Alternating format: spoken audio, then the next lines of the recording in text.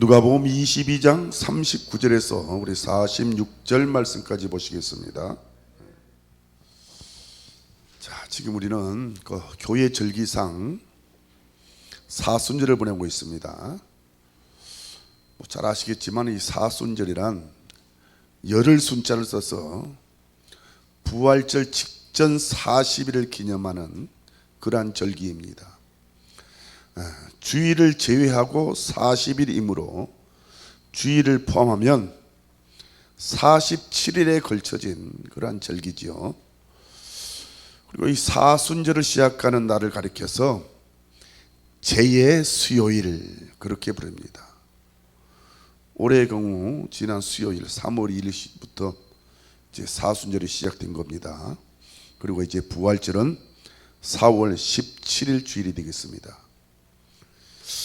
이 제는요, 여러분, 제의 수요일할 때 이 제는 회개를 상징한 것이죠. 그래서 구약 이스라엘 백성들은 하나님 앞에 회개할 때 이 상징적 제스처로 이 제를 뒤집어 쓰고 기도를 했습니다. 그러니까 사순절은 그리스도의 십자가를 묵상하면서 자신의 신앙을 돌아보는 그러한 절기로 우리가 이해하면 좋을 것 같습니다. 아무쪼록 이 절기를 통해서 혹시 우리의 신앙이 나태해져 있던 거 있었더라면 회개하는 절기가 되어야 할 것이고 또 회복하는 그러한 절기가 되어야 할 것입니다. 더 나아가 한 단계 성숙해지는 그러한 기회로 삼아야 될 줄 믿습니다. 그래서 저는 오늘부터 이 4예에 걸쳐서 예수님의 순환과 관련된 그러한 말씀을 살펴보고 또 우리의 신앙을 점검해 보는 그러한 사순절을 되었으면 좋겠다라고 생각을 합니다. 그래서 아무쪼록 이 절기를 통해서 우리 신앙이 더욱 새로워지기를 소망합니다. 그래서 오늘은 그 첫 번째 순서로 예수님의 겟세마네 이 기도에 대해서 살펴보고자 합니다. 자, 크게 이 겟세마네 기도는 우리에게 두 가지를 교훈해 주고 있습니다. 첫째는 뭡니까? 대속의 고통입니다. 대속의 고통. 겟세마네 기도는 첫째, 주님의 대속의 고통의 기도였다. 둘째, 이 겟세마네 기도는 위대한 기도의 모델을 우리에게 보여주셨다. 자, 먼저 이 대속의 고통에 대해서 한번 생각해 보기로 하겠습니다. 사실 이 겟세마네 기도는 십자가 고난의 이 예고편과 같은 것이었습니다. 자, 우리 예수님께서는 이미 이 십자가의 죽음을 예견하시고 제자들과 함께 최후의 만찬을 하셨죠. 그런데 바로 그 자리에 가룟 유다가 있었습니다. 그 자리에서 가룟 유다가 자리를 박차고 나갑니다. 왜입니까? 예수님을 팔아 넘기기로 약조한 것을 실행하기 위함이었습니다. 우리 예수님께서는 그 사실을 잘 알고 계셨습니다. 이제 이 가룟 유다가 이 군병들을 데리고 와서 자신을 체포할 것은 불보듯 뻔한 것이었습니다. 그런데 주님은 어떻게 하셨습니까? 오늘 39절에 보니까 보통 때의 습관대로 제자들을 데리고 감람산으로 가십니다. 이 감람산은 그 예루살렘 동편에 있는 해발 810m 정도의 산이죠. 감람, 즉 이 올리브 나무가 많은 그러한 산입니다. 주님께서 그 예루살렘에 머무실 때면은 대개 이 감람산 서쪽 기슭에 위치해 있는 아주 작은 그 겟세마네 동산이라는 곳이 있었습니다. 그래서 늘 그곳에 가셔서 기도하고 쉬고 그랬다는 것을 우리가 또 성경을 통해서 알 수가 있죠.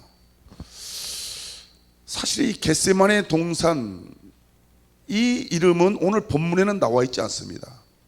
그러나 마태복음이나 이 마가복음에 보면은 이 겟세마네라는 지명이 명시되어 있습니다. 잘 아시겠지만 이 겟세마네라는 뜻이 뭡니까? 기름을 짜는 틀이라 그런 뜻 아니겠어요? 그곳에는 이 기름을 짜는 이 기구가 많이 설치되어 있었던 것 같습니다. 바로 이 감람유, 이 올리브를 짜기 위한 그러한 기구였을 것입니다. 아무튼 이 감람유는요, 이 기구를 이용하기는 하지만 무거운 돌을 짓눌러서 이 감람유를 짜야 됩니다. 바로 여기서 예수님이 기름을 짜내듯 모든 진액을 뽑아내는 고통을 겪으면서 기도하셨던 것입니다. 그 이름이 묘하게도 예수님의 고통을 미리 예언한 그러한 셈이 된 것 같습니다. 자, 그날 밤 우리 예수님은 그곳에서 밤새 기도하셨습니다. 여러분, 그 모습 한번 상상해 보시기 바랍니다. 주님께서 얼마나 처절한 고통을 당하고 계시는가. 그때의 상황을 자세히 살펴보기 위해서는 오늘 본문뿐만 아니라 이 병행 구절인 마태복음 26장 36절 46절, 또 마가복음 14장 32절 42절의 이러한 기록과 함께 보면 더 좋을 듯 합니다. 본문에는 이 한 번만 기록되어 있지만 마태나 마가복음에는 세 번에 걸쳐서 기도하신 것으로 이렇게 나오고 있는 것을 볼 수 있습니다. 그런데 그 기도는 어떤 기도였습니까? 대충 하는 그러한 기도가 아니지 않습니까? 본문 41절에 보니까 무릎을 꿇고, 이 무릎을 꿇었다는 것은 얼굴을 땅에 대고 이 무릎 가랑이 사이로 머리를 숙이고 통곡하면서 마치 사투하던 그런 기도를 했다는 것이에요. 그리고 기도 내용 또한 아주 처절합니다. 아버지여, 만일 아버지의 뜻이거든 이 잔을 내게서 옮기시옵소서. 즉, 할 수만 있으면 아버지 이 잔 좀 옮겨주세요 라는 간청입니다. 여기서 잔은 무엇을 의미합니까? 십자가의 고난과 이 죽음을 가리키지 않겠습니까? 우리 주님께서는 이제 곧 닥쳐올 십자가를 바라보면서 얼마나 고통스러워 하셨는지를 우리가 짐작해 볼 수가 있습니다. 마가복음 14장 33절 34절에 보면 더욱 적나라하게 이 상황이 기록되어 있습니다. 그에 보면 심히 놀라시며 슬퍼하사 말씀하시되 내 마음이 심히 고민하여 죽게 되었으니 너희가 여기 머물러 깨어 있으라 하시고, 한마디로 죽을 지경이라는 것이에요. 그래서 제자들에게 함께 기도하자고 말씀하시는 것입니다. 이런 모습을 보면서 혹시 이런 생각을 하고 계실 분들도 계실 거예요. 아니, 예수님이 하나님의 아들이라면서 왜 이렇게 나약한 모습을 보실까? 그럴 생각할 만도 합니다. 왜?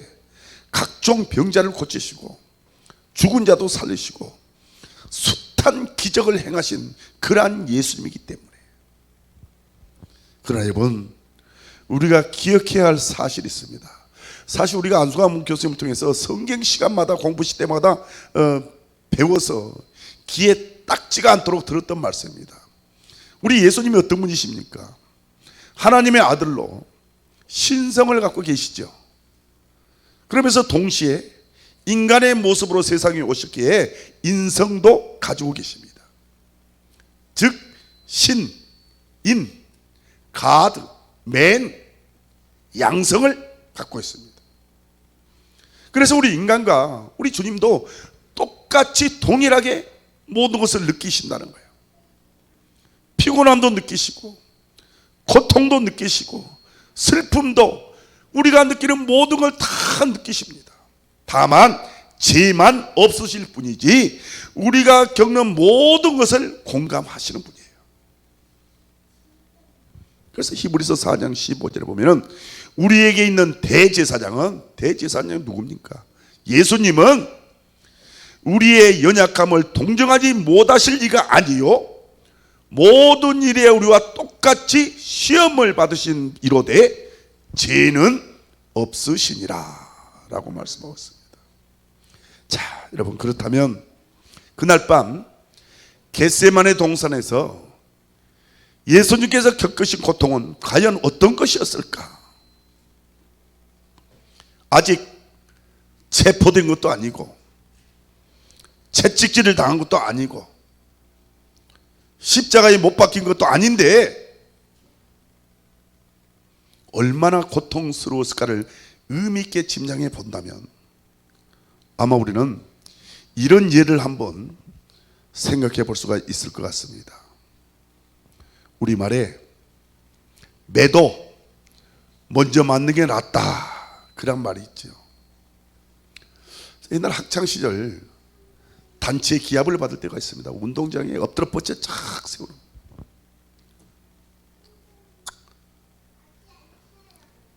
그때 이 뒤에서 차례를 기다리는 사람의 심정이 어떻게 하겠습니까? 먼저 매를 맞는 사람들이 고함을 지릅니다. 고통스러워합니다. 그러면 뒤에서 기다리는 사람이 그 얼마나 아플까를 상상하면서 미리 고통을 느끼는 거예요.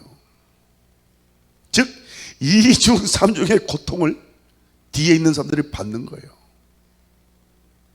이처럼 우리 예수님은 곧 닥칠 십자가를 생각하면서 지금 그 고통을 느끼는 거예요. 여러분, 그 당시 십자가가 뭡니까? 사형틀 아닙니까?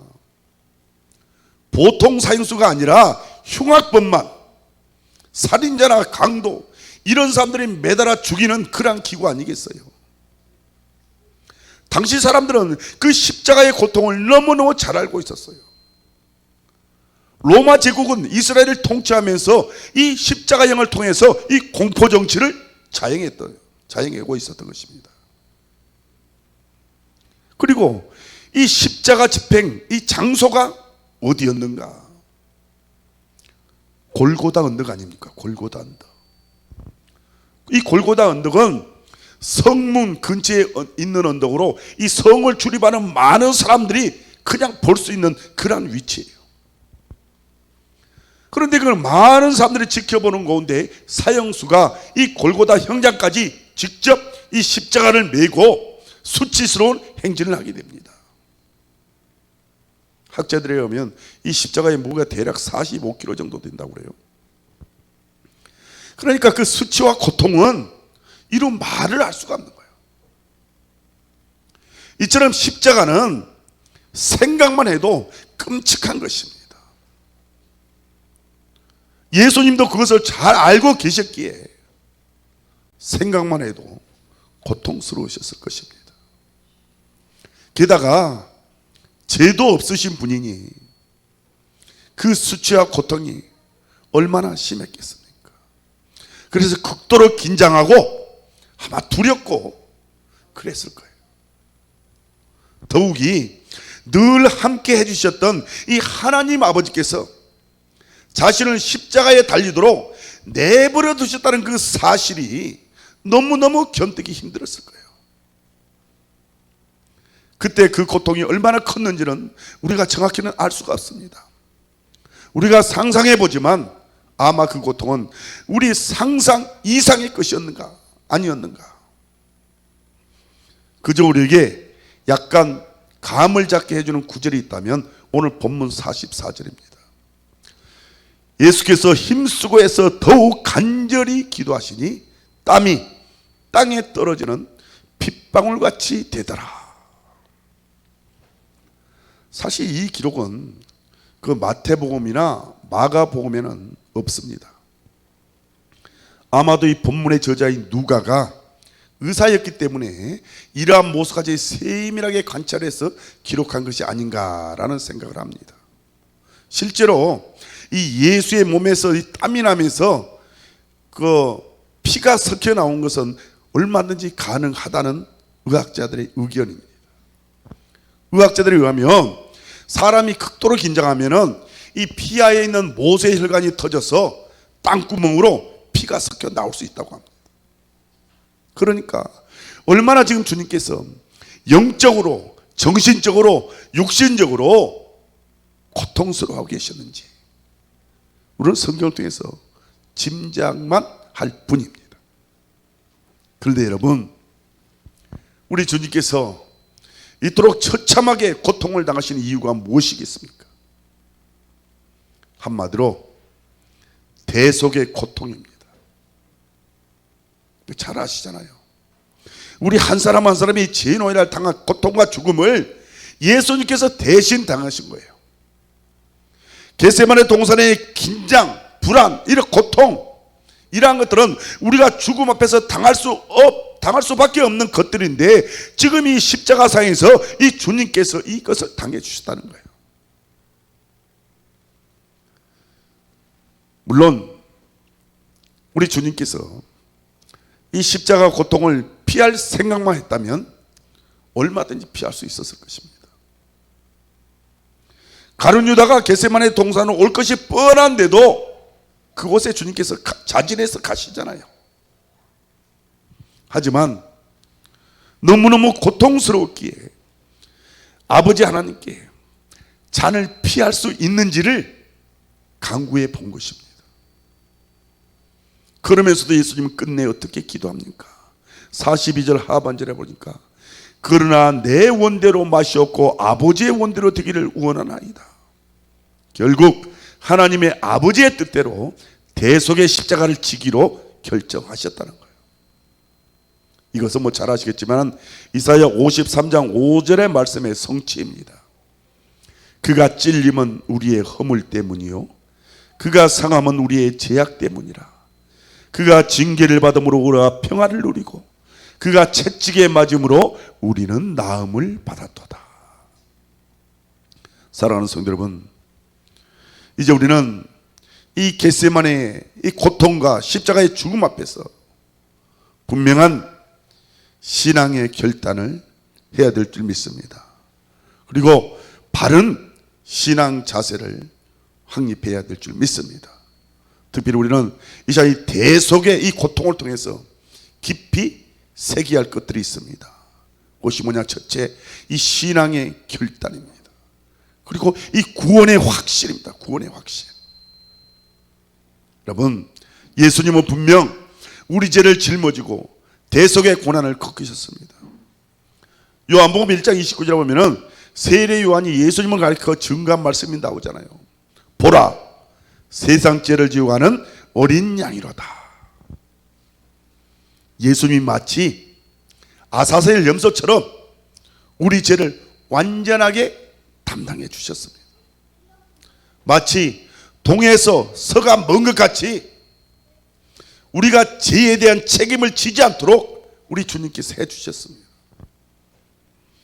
아사셀 염소가 뭡니까 여러분?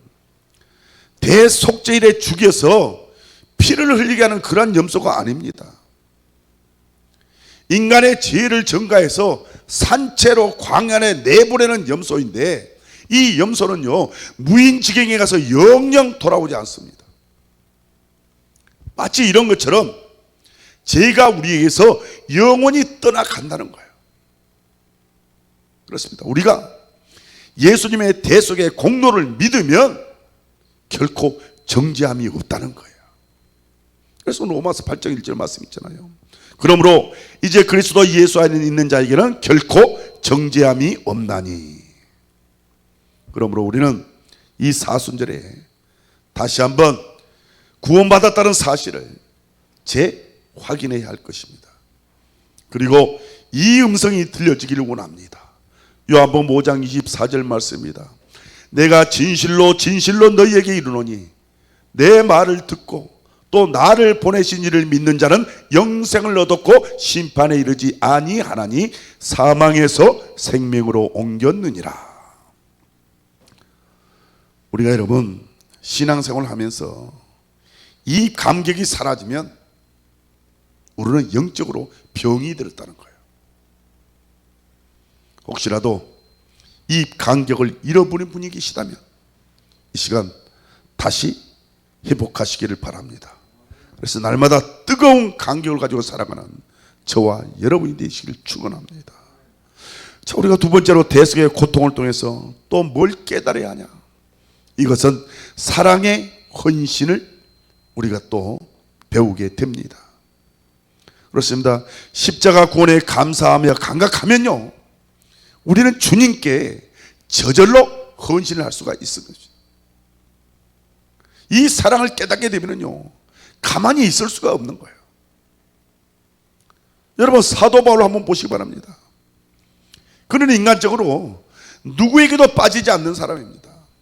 학자요, 부자요, 기적이요, 로마 시민권자요, 어떻게 보면 권세자입니다. 인간적으로 보면 정말 뭐 하나 부족함이 없는 그런 사람입니다. 그런데 그럼에도 불구하고 그는 모든 것을 배설물로 여기고 세계 각지를 돌아다니면서 복음을 증거했습니다. 누가 호텔 잡아놓고 환영하는 건 아니었습니다. 그가 가는 곳마다 핍박이요, 걸핏하면 감옥행이었습니다. 그러나 그는 십자가 복음을 위해서 열심히 뛰었습니다. 어떻게 그럴 수가 있었습니까? 그 고백을 들어보면 알잖아요. 고린도후서 5장 14절 말씀입니다. 그리스도의 사랑이 우리를 강권하시는도다. 여기서 강권하다 이라는 단어는 본래 이끈다, 끌어당긴다, 그러한 뜻을 가지고 있습니다. 이처럼 바울은 주님의 사랑에 감복되어서 이끌려서 사명을 감당할 수밖에 없었던 것입니다. 사순절에 많이 부르는 찬송 중에, 우리가 예배 끝나고 있다 예배 중에 마지막 찬송에 우리가 이 143장이 있습니다. 그 가사 중에 보면은 내 지은 죄 다 지시고 못 박히셨으니 웬일인가 웬을한가 그 사랑 크셔라. 늘 울어도 눈물로써 갚을 줄 알아. 몸 밖에 들을 것 없어 이 몸 바칩니다. 여러분, 우리가 이 찬송을 정말 진심으로 부를 수 있다면 우리도 주님을 위해 몸을 사리지 않을 수가 있을 줄 믿습니다. 사실 성도로서 이것이 진정한 행복이 아니고 무엇이겠습니까? 우리는 흔히 세상의 소유를 갖고 누리면 행복한 줄 압니다. 그러나 절대 그렇지 않잖아요. 세상 것은 어떻습니까? 부족하면 짜증납니다. 채워지면 어때요? 공허해야 합니다. 결국 세상의 행복은 신기루예요, 신기루. 잡을 수 없는 거예요. 만족이 없는 거예요. 특별히 인간은 영적인 존재이기 때문에 육신적인 것만으로는 절대 만족을 얻을 수가 없습니다. 그러므로 진정한 행복은 뭡니까? 인생을 걸 만한 일, 목숨을 바칠 만한 목적을 발견한 사람만이 이 진정한 행복을 누릴 수가 있는 것입니다. 자, 그렇다면 여러분, 사도 바울은 행복한 사람인가요? 불행한 사람인가요? 아멘입니다. 그는 예수 믿고요, 흥한 사람입니다. 물론 욕심적으로 보면 그렇게 생각하지 않을 수도 있습니다. 그러나 그는 목숨을 걸 만한 인생의 목적, 사명을 발견한 사람입니다. 참수형으로 순교를 당했지만 기쁨으로 천국에 들어갈 수가 있었습니다. 영적인 면에서 우리가 영혼을 두고 생각한다면 바울보다 행복한 사람이 어디 있겠는가 하는 말씀입니다. 또한 스데반 집사 어때요? 그분이 불행한 사람입니까? 비록 요절했고 돌에 맞아서 피투성이가 되어 죽었지만 천사처럼 평안한 모습으로 주님 품에 안겼습니다. 사명을 위해서 살고 사명을 위해 죽는 게, 이것이 바로 인생의 진정한 행복이 아니겠습니까? 그러므로 이번 사순절에는 정말 이 주님의 사랑을 깊이 체험하시기를 바랍니다. 그 사랑 때문에 주님 복음의 사명을 위해 헌신하는 그런 결단과 실천이 있기를 바랍니다. 그래서 세상이 주는 그 얕은 만족이 아니라 인생의 가치와 의미를 발견하는 진정한 행복을 저와 여러분들이 누려야 될 줄 믿습니다. 자, 두 번째, 이 겟세마네 동산에서 이 기도가 우리에게 주는 큰 교훈이 뭐가 있나? 바로 이 위대한 기도의 모델을 우리에게 보여주고 계십니다. 성경에 보면은 예수님의 기도를 비롯해서 많은 인물들의 기도가 여러 형태로 나오는 것을 볼 수가 있습니다. 그런데 그 중에 가장 위대한 기도를 뽑으라면 바로 이 겟세마네 기도입니다. 가히 기도의 최고봉이라고 할 수가 있습니다. 여러분, 위대한 일 앞에는요, 위대한 기도가 있습니다. 때문에 가장 위대한 십자가 앞에서 이 겟세마네 기도가 있었던 것입니다. 자, 이 겟세마네 기도는 여러 가지 사실을 우리에게 가르쳐 줍니다. 그러나 오늘 우리는 이 시간에 이 두 가지만 한번 살펴보고자 합니다. 이 겟세마네 기도에는 어떤 기도였는가? 첫째, 간구의 기도가 있었습니다.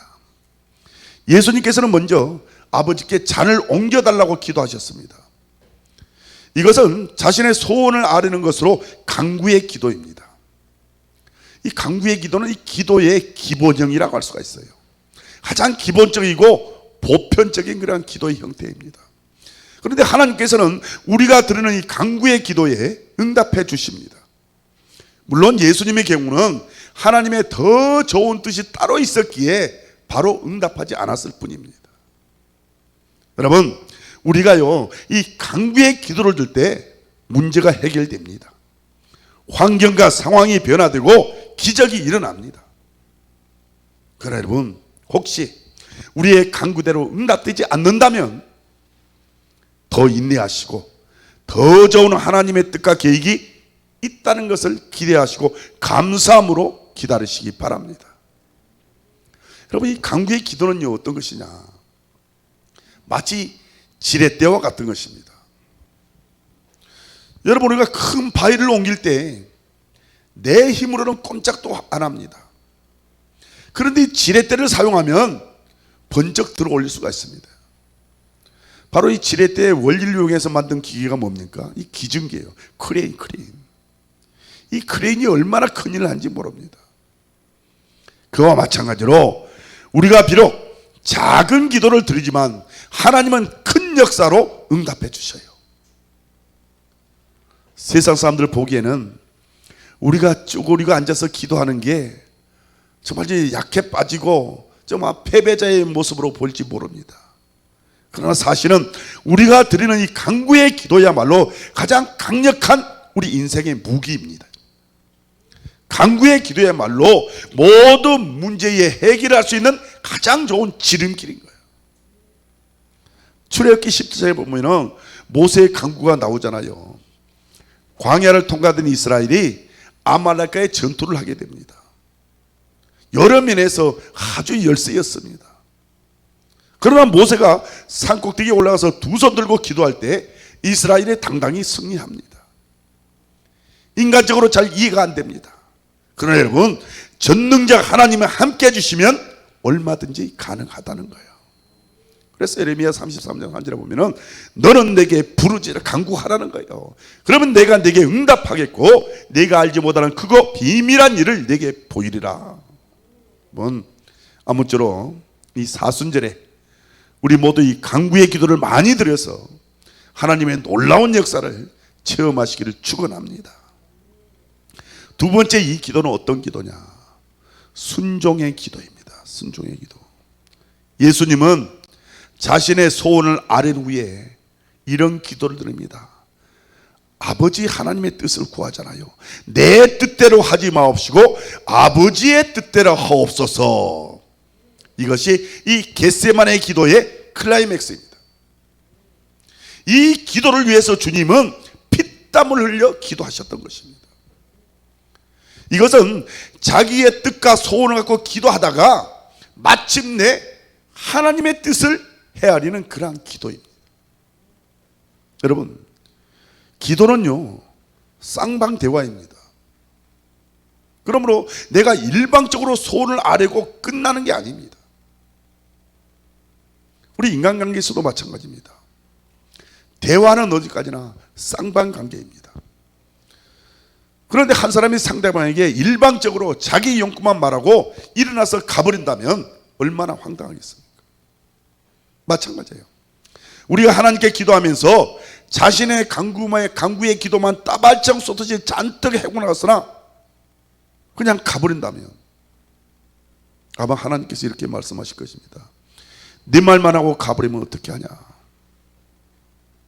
우리가 기도할 때 내 소원을 아뢰는 것 이상으로 하나님의 뜻이 무엇인지 마음의 귀를 기울이고 듣는 게 중요합니다.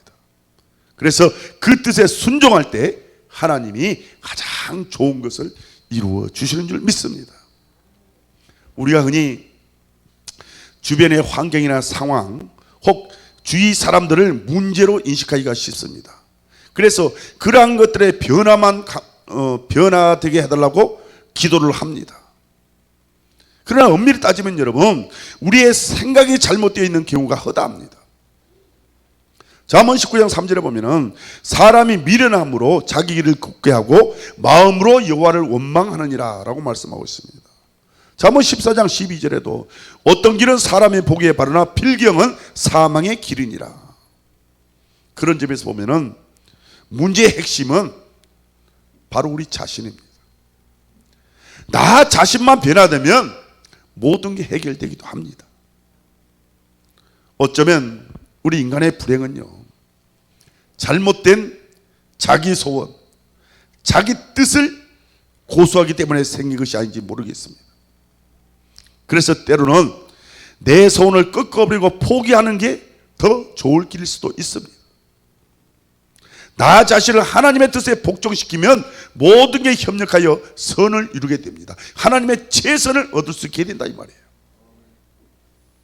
하나님의 뜻에 순종하면 반드시 승리합니다. 그래서 하나님께서는 우리가 소원을 간구할 때 때때로 거절하기도 합니다. 그러나 당장은 섭섭하지만 하나님의 뜻을 잠잠히 구하며 순종의 기도를 드리게 되면 더 좋은 결과를 얻게 된다는 사실입니다. 여러분 잘 아시는 그 마대 테레사, 뭐 이제 고인이 되셨지만 인도 캘커타에서 가난한 자들, 병자들을 위해서 큰 사역을 감당하신 분입니다. 비록 종교는 다르지만 그가 그 작은 책으로 어떻게 그 큰 사역을 감당할 수 있었을까? 그것이 바로 기도의 힘 아니겠습니까? 한 번은 기자가 그에게 이런 질문을 했습니다. 당신은 요즘 무엇을 위해 기도합니까? 그랬더니 전혀 뜻밖의 대답을 하더랍니다. 저는 기도 시간에 주로 듣습니다. 자신이 무엇을 위해 애를 쓰고 그것을 위해서 하나님께 간구하기보다는 먼저 하나님의 뜻이 무엇인지 그 음성을 듣기 위해서 듣는 기도를 한다는 거예요. 이런 기도를 가리켜 우리는 경청기도라 그렇게 해야죠. 경청기도가 뭡니까? 곧 순종의 기도입니다. 하나님의 음성을 경청하고자 하는 이유가 뭡니까? 하나님의 뜻에 순종하기 위함 아니겠어요? 여러분 예수님의 경우를 한번 보시기 바랍니다. 십자가의 고통을 앞에 두고 인간적으로 그 쓴 잔을 피하고 싶었습니다. 그러나 아버지의 뜻은요, 그 십자가를 지는 것이었어요. 예수님은 그 뜻을 헤아렸고 순종했습니다. 그러자 어떤 결과가 나타났습니까? 인류 구원의 역사를 이루실 뿐 아니라 예수님 자신도 가장 존귀한 이름을 얻게 되었다는 사실입니다. 빌립보서 2장 9절 11절에 보면은 이름으로 하나님이 그를 지극히 높여 모든 이름 위에 뛰어난 이름을 주사 하늘에 있는 자들과 땅에 있는 자들과 땅 아래에 있는 자들로 모든 무릎을 예수의 이름에 꿇게 하시고 모든 입으로 예수 그리스도를 주라 시인하여 하나님 아버지께 영광을 돌리게 하셨느니라. 사랑하는 성도 여러분, 올해도 우리가 이제 사순절을 보내고 있습니다. 정말 연례적인 그러한 절기가 아니라 우리의 신앙이 더욱 새로워지고 성숙해지는 그런 기회로 삼아야 될 줄 믿습니다. 겟세마네 동산에서 피땀 흘려 기도하시는 그 예수님의 모습을 우리 마음의 스크린에 영상으로 한 장, 두 장 담아두시기 바랍니다. 그래서 대속의 고통을 당하신 주님을 바라보며 구원의 간격을 회복하고 사랑으로 헌신할 수 있기를 바랍니다. 그리고 기간에 기도에 힘쓰는 가운데 하나님의 선한 역사를 체험하시는 귀한 그러한 절기가 되시기를 예수님의 이름으로 간절히 축원합니다.